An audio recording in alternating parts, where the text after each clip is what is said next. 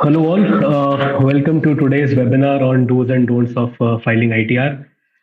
We have met a couple of times in the past, and we have discussed all about saving your taxes, how to plan your investments, and various other topics. Today, I Rahul have come here to discuss on the basics of ITR forms, what we have to file with the income tax department.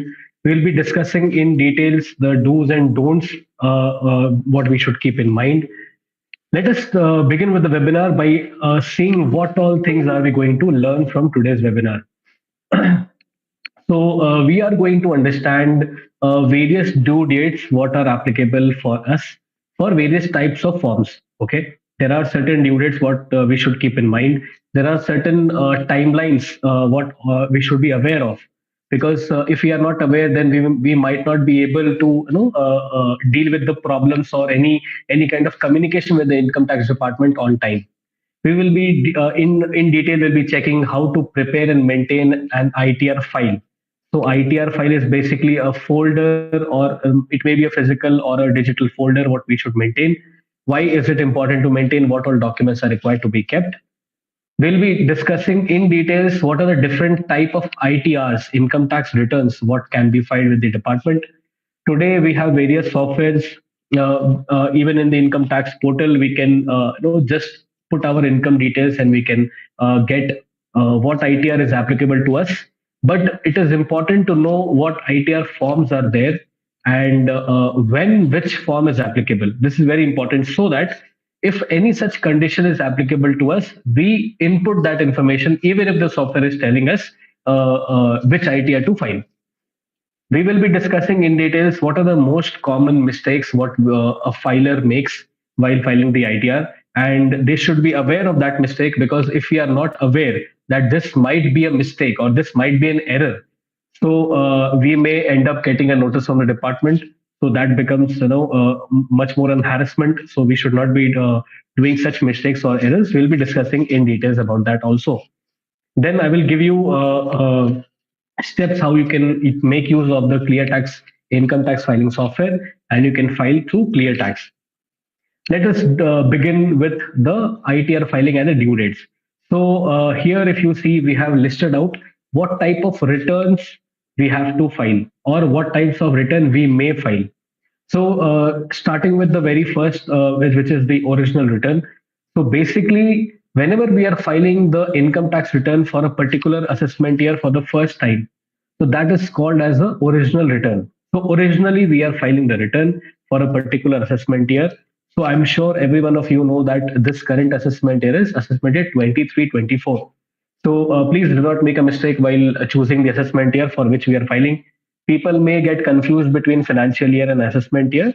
So financial year is the year which just ended, the financial year which just ended, which is from 1st of April 2022 to 31st of March 2023. And the assessment year begins just after 31st of March 2023, when we are going to assess the income of the previous financial year. Okay, so the assessment year is 23-24. Whenever we have a tax liability, we should be choosing the proper assessment year. Otherwise, there will be a lot of to and fro movement to get it corrected. So as I was telling that the return where you are filing for the first time for a particular assessment year, that is called as an original return. So what is the due date for original return? It is 31st of July. Every one of us know. But in certain cases, when say for example, if you have a business, or you are a freelancer, you are providing services, or if you are doing FNO or stock trading, in certain cases, tax audit may be applicable on you. So there are certain conditions when a tax audit will be applicable. So if tax audit is applicable, in that case, the original return due date will be not 31st of July, but in the month of October. So by 30th of September, you have to complete your tax audit and then file the return by 30th of October. So, but for most of us who are not doing any business or not having enough transactions for FNO or speculative transactions, then for us the due date will be 31st of July only. Now, what if we have made any mistake while filing the ITR? Like we received Form 16 from the company in very hurriedly, we have filed the return already. But then we realized that we have not seen any document which might have additional income. Like say, for example, you have salary income, but you have given some freelancing services for which you have received some income. You have missed to add that in your ITR. Now the department may send you a notice. So what to do? You can revise the return. Even if you have not received any notice and you feel that okay, there is a mistake that has happened and you want to correct it, you can always revise the return. But there is a timeline by which you can revise the return. The timeline is 31st of December 2023. So if you are filing the return till 31st of July, it will be original return. Whenever you are revising the return, you can revise n number of times until 31st of December 2023. Beyond that, you cannot revise the return because that is the timeline, the maximum due date given for revising the return. Now we have discussed about original and revised return. So first we file original, then we revise the return. What in case we have not filed the original return? Then as I was discussing that when the first time you are filing a return, it is original return, but the due date is 31st of July. What if I miss to file the original return? So you can file the return after 31st of July also, but till 31st of December, that return will be called as belated return, which means you are filing belated after the due date. Okay, so that is why it is called as a belated return. But there are some issues with the belated return. You cannot carry forward any loss which you have. So if you have any loss, please make sure that loss from anything, loss from business, loss from profession, loss from house property, anything it is, please make sure that we are filing before the due date. So if we have any loss, it will not be carried forward in the belated return. And also, if you are filing a belated return, you have to be sure that you have some tax liability. You are going to have some tax liability. What is this liability? It is a penalty for not filing the return before time. So, what is the penalty? So, if your income is below 2.5 lakhs, there will be no penalty. If your income is between 2.5 lakh to 5 lakh, you have to pay a penalty of rupees 1,000. Okay. And if your income is over and above rupees 5 lakhs, then you have to pay a penalty of 5,000. So unnecessarily, we should not be paying that penalty. It is advisable that we file till 31st of July. Now we have filed the return, but we have not disclosed the return, the income in the return properly, or we have claimed higher exemptions, which is not available with the government. So the government may issue you notices. So there may be various kind of notices. When they process the return, they will issue you an intimation. There is a particular section for that. It is section 143(1). I am sure most of the people who have filed the return, they would be knowing this. They get an intimation. That is not a notice. But the government may send you notice if the return is not proper or if they have marked the return invalid. This is very important to understand that whenever a notice is received, we should be immediately checking that and reverting before the timeline given. So if the return is not properly filed, they can mark the return as defective return and they will give you a notice under section 139(9). So that is a defective return and you have to respond to that. They generally give you 15 days to respond to that notice. So you will have to actually file the fresh return under that particular section so that your return becomes valid again. So until and unless your return is defective return, it will be an invalid return, which means that you have not filed a return. What in case that I have not seen the email, I have not got the notice, I did not see, no, and the time has already passed to respond the notice, then generally it is advisable if the portal to respond the notice is open, you go and respond to it. Otherwise, the department will consider whatever income you have disclosed, they will proportionately give you the credit of that income, and then they may give you a tax payable demand or something like that. So please make sure that we are attending the notices properly and we are responding to it in time. Okay, so updated return. Now, what is updated return? We have not filed original return at all till the maximum due date also. We have not filed the belated return. Now, what can be done? We can file an updated return, but there is additional penalty over and above the belated return. So say, for example, for the previous year 2021-22, we have not filed a return at all. Now I want to file it. So whatever tax liability will come, if at all any, if there is a tax liability, I will have to pay additional 25% of tax on the total liability what I already have. So say for example, if my liability is rupees 100, I will have to pay 125. Along with that, I have to pay the penalty of belated return. So if my income is more than 5 lakh, it will be 5,000. So you can just understand how much can it go. Also, if you have a tax liability, you will end up paying interest. So why I'm saying all of this is because we should be aware that what may happen if we are not filing the return in time, and we should take corrective measures before it is too late. Okay, now let us see how to prepare the ITR file. Why is it important? So whenever we are filing a return, we should be very aware that tomorrow the government may open up our ITR, whatever we have filed, and they may ask for documents for supportings, whatever we have referred to while filing the ITR. So what does this mean? Okay, my return is already processed. I have got the intimation that there is no demand, there is no refund. Okay, I had a refund. I have got the refund. Now, why will the department open the return again? See, when you file the return, and if you have a refund, you have already got the refund, or if you have any payable, you have made the tax payable, it is okay. But that is only processing the return. They have not assessed the return yet. They may open your ITR up to 4 years or 6 years. It is totally up to them. If you have filed for return, if your 5 year ITR return for the year 2018-19, the department may today open that return and ask you for documents. This is when they start scrutiny or limited scrutiny. So we should be aware about this, that the my ITR may be open for assessment anytime. Okay.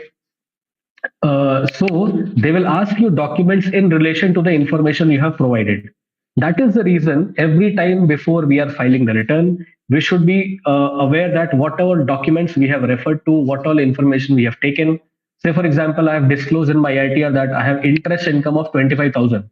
So I should be referring to all the bank statements. I should be referring to all the fixed deposit I have made. I should be referring to all the security investment I have done on which I have received interest, and adding up everything, it should be 25,000. If it is more than that and I have only disclosed 25,000, then the department will ask you to pay additional tax, liability, interest, whatever it is. They will add up everything.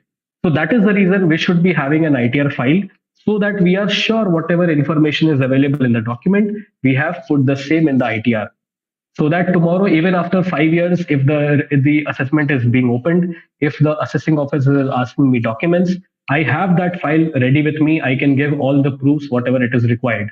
I may not remember what has happened 2 or 3 years or 5 years back, so I can refer to this ITR file. So what all documents are required to be maintained in the ITR folder, whatever type of folder we are maintaining, either it is a physical folder or a digital folder in our Google Drive or wherever. What all documents are required? So firstly, what all income we are declaring in the ITR, we should be keeping all the documents. So if you are receiving Form 16, put that. If you have a bank statement, download the bank statement for the particular financial year, put a copy of the bank statement in the folder. Download Form 26AS and AIS. So 26AS, I think most of the people are aware that it is a tax credit statement. So your company gives you income, they give you salary, they deduct taxes. So when they deduct taxes, this information is available in Form 26AS. Also in your Form 16, but 26AS is available with the department. That is a cumulative statement of whatever all tax you have paid already as a TDS. So you should be downloading this statement. AIS is annual information statement. So since past 2 3 years, we have this AIS available with income tax department. Please download annual information statement. You can get the same by logging into the income tax portal, and you can download. It will have the information, not only the income on which tax has been deducted, but also if you have any dividend income, if you have any share transactions, if you have bought or sold the property, if you have received income tax refund, every information will be available in this AIS document. So we can log into income tax portal, and we can download 26AS and annual information statement and keep it in our folder. And apart from that, whatever expenditure or investment we have made for which we are claiming the benefit or exemptions, we should be putting that document also. Like say, for example, we are claiming 1,50,000 under Section 80C. So we have invested in equity linked savings scheme mutual fund. I should be downloading the investments what I have done, and I should be keeping one statement in the folder. I have paid for children's education fees. I should be keeping the receipts what I have got by paying the fees. Okay, I should be keeping those receipts. I have paid for LIC premium. I have bought a house property and the principal component I'm paying. So I should be actually keeping all the documents related to such particular section, whatever we are disclosing. If it is ATD, I have paid for medical insurance premium. I should be having a copy of the same. If I'm paying for parents, for them also, I need to have a copy.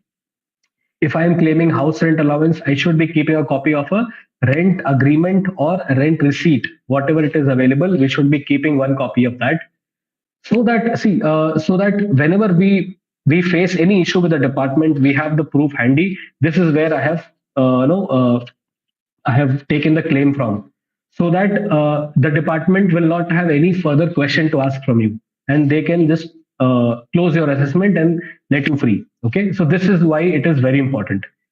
Apart from that, one very important document is last year's return copy. So for those people who are trading in shares, who invest in shares or securities or mutual fund, we may notice that while selling these shares or investment, we may have some loss. It is not always that we are going to earn profit. We may have some loss and we can carry forward the same. I'm sure we are aware about this. We can carry forward the loss to the future years. So say for example, today if I'm incurring a loss, tomorrow in the next financial year, I have some profit. So this year loss I can carry forward to the next year, and I can adjust with the profit of the next year, so that my next year's income will be reduced. So whatever loss I have incurred, it will be available in my this year's ITR. So I can take the reference of this year's ITR. Whatever loss has been reported, I can carry forward in the next year. So we should be keeping one copy of previously filed ITR in the current year's folder. So this will have you track that whether you have filed the return previously or not. If you have filed, then you know what information you have provided. So you will have one copy for each return in every year. Okay. Moving ahead. Now, in the very beginning, I told that the software these days will tell you which ITR you have to file. You no need to go and individually check, okay, this ITR is applicable, this ITR is not applicable. But see, that is okay. But they might not tell you 100% that this information you have to provide. They can simply tell you, okay, you have income from salary, you have income from capital gain, ITR 2 is applicable for you. But what all additional information may be applicable to you, they will not ask. Okay. So we should be knowing what all ITR forms are applicable to us. There are four types of ITR forms. Okay, ITR 1, 2, 3, 4, which is applicable for individuals. There are another three which is applicable for LLP, partnership, company, and trust or NGOs. But for individuals and HUF, there are only four ITRs: ITR 1, 2, 3, 4. Now let us discuss in detail what is ITR 1, what is ITR 2, what is ITR 3 and 4. So for ITR 1 is a very basic ITR. Like if you have salary income which is less than 50 lakhs, in addition to that, if you have interest income only, in addition to that, if you have dividend income only, or you have income from only one house property, or your agriculture income is less than 5,000, in all of these cases, you can file ITR 1. Okay. But if anything in addition to this happens to you, like say, for example, you have salary income less than 50 lakhs, interest income and dividend income, but you have capital gains in addition to this, then ITR 1 will not be applicable. You have to file ITR 2. Similarly, if you are an NRI, if you are a non-resident, or if you are a resident but have global income, you have to file ITR 2. Sorry. Or if you are a director or a shareholder of an unlisted equity share, unlisted company, you are holding equity shares of an unlisted company, or you are a director in any company, or you are a designated partner in any LLP. In this case, you have to disclose your DIN number, you have to disclose what all entities you are director in, what all entities share you are holding, which are unlisted entities mostly. So you have to disclose all of this. So see, this is just a disclosure purpose. It is just for a purpose of disclosing this information to the department, but still the type of ITR will change. So you have to mandatorily file ITR 2. Okay. And apart from that, if you have any foreign assets, any foreign bank account, if you have received restricted stock units, or you are holding restricted stock units from a long time, you have to disclose it every year. Okay. or apart from that, if you have paid any taxes outside India and you want to claim that, so ITR 2 will be applicable. So this is why we should be aware about which ITR is applicable and what information will be required. Now, in addition to this, if I have business or profession income, then ITR 2 is not applicable. ITR 3 becomes applicable because we don't have any such field of business and profession in ITR 2. So ITR 3 becomes applicable. ITR 3 is a master ITR. Okay. So ITR 3 is a master ITR. It covers all the five heads of income. So let us know what are the five heads of income. First is salary income. Second is house property. Third is capital gain. Fourth is business and profession. And fifth is other sources. So ITR 3 covers all the five heads of income. Okay. Whereas ITR 2 covers only four. It does not cover business and profession. That is why if you have any small business or you are a freelancer, you are getting freelancing income apart from salary or apart from capital gains, whatever it is, you have to file ITR 3. So this is all about ITR 3. If you have tax audit applicable on you, then ITR 3 will be applicable. Okay, ITR 4. So ITR 4 is a special type of ITR where if you have salary income, interest income, or dividend income, and you have business or profession income where you are opting for presumptive taxation scheme. So what is presumptive taxation scheme? If you have a small business where your total turnover does not exceed 2 crores, or your professional receipts, your freelancing receipts does not exceed 50 lakhs. In that case, you can opt for presumptive filing. Okay, you just need to disclose. If you have business, you can disclose either 6 or 8%, whatever is applicable, or 50% if you are doing a freelancing activity. You are a professional. So in that case, 50% you can opt for under presumptive taxation scheme. But if you have capital gain income, then ITR 3 will be applicable because in ITR 4, capital gains are not available. So we have now understood what all types of ITR we have, what information has to be provided. The software may pick up the ITR accordingly, but we should be knowing the type of information which is required to be provided. Okay. Apart from this, there are a few more questions like my income is not more than 2.5 lakhs. Do I still need to file ITR or not? I think in the previous sessions we have discussed this, that if you have income less than 2.5 lakhs, where you are not required to file the ITR, but you have deposited a certain amount in your savings bank account or current bank account. If you have paid electricity bill of maybe 2 lakh rupees or more, if you have spent on your foreign travels, if you have TDS deducted of rupees 25,000 or more, and such other conditions, in that case, you have to mandatorily file the ITR, even if your income is not above the exemption limit, the basic exemption limit. Okay, so ITR filing will be mandatory. Okay, now let us discuss what are the mistakes we should be avoiding during the ITR file. Few of the points I think we have already covered while preparing the ITR file, the ITR folder. So we'll be talking in details what are the mistakes, what we can avoid. Firstly, like many people ask this question, can I change the regime while filing the ITR? You can change the regime while filing the ITR. Make sure that you are choosing the correct regime. So how to compare in the Cleartax tool, you can do the comparison between old and new tax regime. Wherever you are saving more taxes, you should be opting for that regime. Now, if you are into business or profession, in that case, you can only opt for a regime once and come back once. Like if you were opting for old tax regime previously, then you can only go to the new tax regime once. And in the next year, if you want to come back to the old regime, then you can only come once and then you cannot move anywhere. Okay, but if you are having income from salary or income from interest or any other sources, then you can keep on switching between the regimes.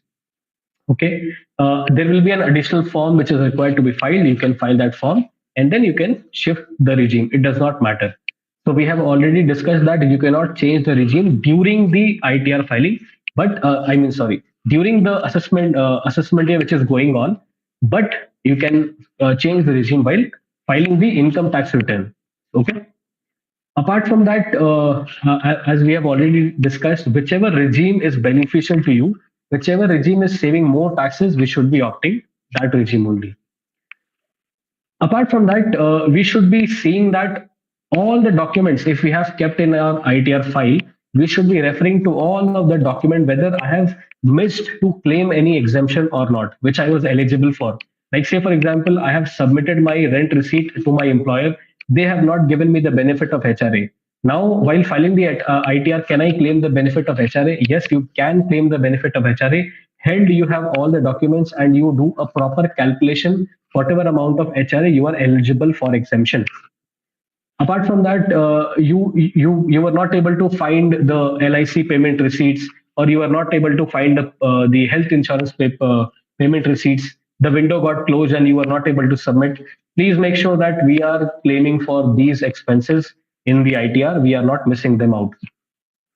Apart from that, if we have any other income, like say for example, if we are doing share trading and I only have form 16 from my employer told me that I can go on Cleartax portal, I can simply upload form 16, I can find the return. That is correct. That is correct. But if you have any other income, it is your duty to manually enter all that income details in the ITR. So please make sure that we check all the sources of income, whatever we have, and then we file the return. Apart from that, if we have any other exemptions or maybe donations also which we can claim that. For donations particularly, not all donations are 100% exempt. Say for example, if you are contributing to your local NGO or local charitable trust where you are eligible for claiming the benefit of donation, make sure that you are claiming only 50% because they are not eligible for 100% of the total amount of contribution. So if you are contributing rupees 5,000, only 2,500 can be claimed as a deduction. So make sure that we are aware about this and we are properly taking the claims. Because if we are taking higher claims, tomorrow if the income tax department finds that out, they may send you a notice and then they may impose penalty and interest on you. All right. So apart from that, as I told you that we should be maintaining the ITR file and we should be comparing that the exact amount what is available in the document, that amount only I am putting in my ITR and no other amount. Otherwise, there is a high chances of getting a notice and then the department may harass you. Okay, we have discussed about the annual information statement document, AIS document. So AIS has certain other information which you can refer to. They have dividend information, share trading information. If you have sold any shares, you can take the reference of AIS. Apart from that, if you have sold any mutual fund, that information will be there. There is one more good way to download all your mutual fund transactions. So please listen to this carefully. That if you are doing mutual fund transactions, if you have sold any mutual fund during the year, then you can go to My Camps, MYCAMS, My Camps, or KFintech, KFINTECH. You can go to these portals, download your mutual fund statements. So you will find a tab called as Capital Gain Statement. You download that for the current financial year or the previous financial year, whatever is applicable. If you are filing for this year, it is previous financial year. If you want to have the information about the current year which just started, you can choose the current financial year and you can download the statement. You will get all the mutual fund transactions at one place. So it is MyCamps and KFintech. So you can download the statement from these portals and you can take a quick reference from these. Because when we invest in mutual fund, there may be n number of mutual funds where we have invested. We might not remember also. So only if you are selling, it will be eligible for capital gain or capital loss. Otherwise, you will not require to be reporting that in your ITR. Okay, only when a sale happens, then you have to report in your ITR. Apart from that, whatever losses we have, make sure that we are reporting that so that we can carry forward. Because most of the people think that no, in my shares I have a loss. Why to declare that in the ITR? I just let it be. No, if you have loss, you can report it in your ITR. You can carry forward the same. Next year, when you have a profit, you can adjust the loss and you will pay less of taxes. So make sure we are reporting the losses also, and we can do the set off. Okay, now we'll quickly take a look how you can use the Cleartax ITR filing tool and you can take the benefit out of it. So you can click on start filing on the page. You can go to cleartax.in, you can log in and you can start filing. They will ask you the basic information such as PAN and your date of birth. And if you have already registered with the income tax department, you can give the mobile number and the email, whatever is available, you can give those OTPs. Otherwise, if your mobile number is linked with Aadhaar, you can get the Aadhaar OTP and you can do your verification initially. Fill out your personal details like your Aadhaar number, father's name, date of birth, address, everything. Bank account has to be mandatorily updated. Without bank account, you cannot file a return. And make sure that the account number is correct. If you have any refund, that it will come in that account number which you are reporting in the ITR. So make sure that it is properly reported here.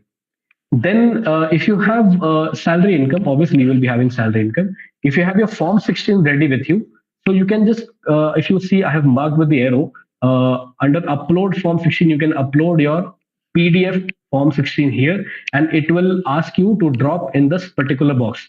You can drop and proceed, and you will see that all the information which is available, it will be pre-filled automatically. So once you drop this, it will be pre-filled and your employer's name, your employer category, the total tax which has been deducted, the breakup of the salary, everything will be reported here. Then if you want to manually change anything, you can always do that. Like say, for example, here the employer has given a HRA exemption of 1,80,000, but as per our calculation, or if we have missed to submit the proof, there was no amount declared, I can manually enter here and I can go ahead. So, and make sure that if we are opting for the old tax regime, we take the benefit of standard deduction. It will be available in your Form 16, but still, if it is not available, we can take the benefit of standard deduction, which is 50,000. Then, if you have filled all your salary income and your exemptions from salary, then you can just go ahead to fill the other sources of income. So here, if you see, salary income has a has a tab, and then we have rental income from house property, other income, and capital gain income. So if you have let out your house property, then you can fill out the second tab, which is rental income from house property. Or if you want to disclose your property just for the disclosure purpose, you can fill out the addresses here and mention that as a self-occupied property. If you have other income like interest, dividend, or any exempt income, you can put under other income. And capital gain, I think you are aware, all the capital asset like shares or land, building, whatever it is, if we are selling them, if we are holding them, it is fine. Whenever we are selling, then only profit or gain or loss will happen. In that case, we have to report it. So for house property, we have three tabs: self-occupied property. If you are staying in your own property, then add under self-occupied property. If you have let it out, then rental property. Or if you have more than two properties, okay, if you have more than two properties, then third property, if it is not let out, then mandatorily we have to disclose under deemed let out property. Okay, if you are owning three properties and no property is let out, then the third property has to be deemed let out property, which means you have to show a notional rent, whatever the minimum amount of rent is available in that area. We have to show that as an income. Okay, income from other sources. I think we have discussed this. If you have interest or dividend income, we can keep on adding the entry. And if we have any exempt income, then we can put in this category. What are the exempt income? Mostly interest on PPF, or if you have received any amount from LIC, which is not taxable. If it is a claim amount or something like that, when it is not taxable, it will come under exempt income. Apart from that, we can go to the tax savings tab where we can take all the benefits of deductions, like as I told, LIC, medical insurance, then payment for NPS or children education fees or principal component of your house property. Everything will come under tax savings, popular deductions, and more deductions. You can just choose whichever is applicable. Then finally, we can just explore these, and this tab is very important: tax paid and TDS and TCS. This is very important. You have to cross verify this information with your Form 26AS. Sorry. So as I told that in Form 26AS, you will get the tax, all the information of the tax deducted, and you should be cross verifying whether each of this is properly populated or not. Sorry. And apart from that, if there is any TDS deducted on the interest income or dividend income, you have to put it under non-salary TDS. You can upload your Form 26AS here, but if you are not uploading, if you are manually entering it, make sure that the tax amount is correct and the income is properly reported. If you are not reporting the income, just claiming the tax, then be sure that you are going to get a notice. Sorry. Okay. Now, apart from that, if we have any taxes paid in advance where we have manually paid the taxes, you can go to self assessment tax and you can enter the details here, whatever taxes you have paid in advance. Okay. Like, say, for example, those people who are having business or who are having a good amount of capital gain transactions, they assume that they have this much of profit on which tax is not paid yet. They generally pay advance taxes. So you have to enter these tax details under self-assessment tax. Okay. Okay. Apart from that, under other disclosures, see, this is again one more tab where they are asking you if such a situation is applicable to you. Either you are a director of a company or your income is more than 50 lakhs, or you are an NRI or so on. You have to go to this other disclosures tab and you have to put all the information. Like, say, for example, if your income is more than 50 lakhs, then in addition to whatever we are declaring, we have to declare asset and liabilities, whatever we are holding. So this is very important to be disclosed. Whatever asset and liability we have, if we have car, if we have paintings, if we have gold or jewelry, bullion, whatever it is, if we have house property, or if we have shares in investments, we have to add up all the amount and then we have to report under each particular field. And then, say for example, if you are a director of a company, as I already told, that you have to report your DIN number and all the directorships. Along with that, if you are holding any unlisted shares, you have to report it here. So this is basically a disclosure field where everything, if it is applicable, has to be disclosed. Okay. Now, since we have uploaded everything, we have provided all the information, we can simply go and we can compare. Sorry. So we can go and compare which regime is better to us.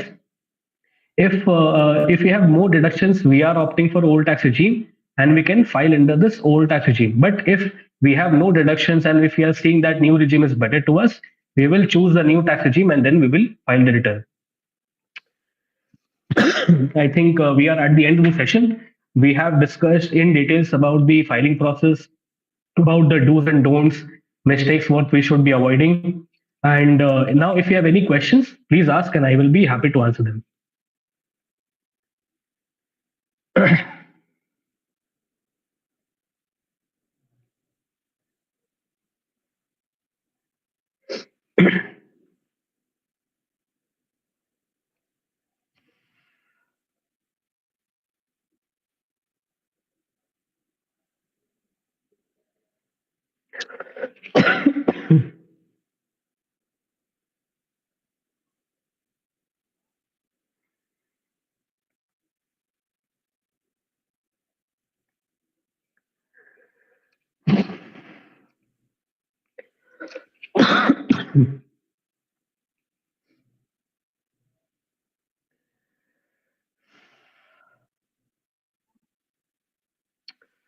All right. So I see that there's one question from Mr. Utkarsh, which says that I have shares that got converted in 1990s from debentures, I think, to equity.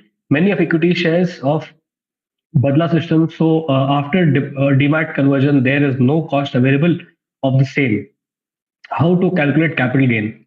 Now, I think when the debentures that they get converted to equity shares, you would be having the document of that conversion. Okay, and they will be actually given a cost also in that conversion document. So you can refer to the same. If there is no cost available, then whatever amount we have spent on purchasing those debentures, we can take that as a cost. Okay, so this will not actually affect much. You can take that cost, but for the purpose of taking the indexation benefit, we have to arrive the cost as on 1st of April 2001. So that I think we have to do the calculation separately as on 1st of April 2001. If such shares whose cost is not available gets merged, then Jan 13, 2018 price is not allowed as cost. So what to do? So again, I have told that either if the so see, so at the time of buying the STT was not paid. At the time of selling, the STT is being paid. If you are selling it at all, then In that case, we can take the price as on 31st of January. It will be available in the in any of NSE or BSE. You can take that. And yes, correct. So Mr. Sekar has already asked that the cost of addition shall be cost paid to acquire the original asset. Right. So that is the cost you can take. But if 31st January 2018 cost is available, you can get it from NSE or BSE. If it is a listed share, then you can take that.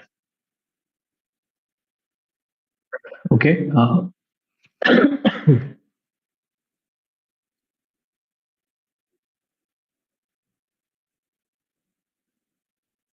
Okay. Yeah. In that case, I think it is the original cost what you have paid to get the debentures. This is very simple.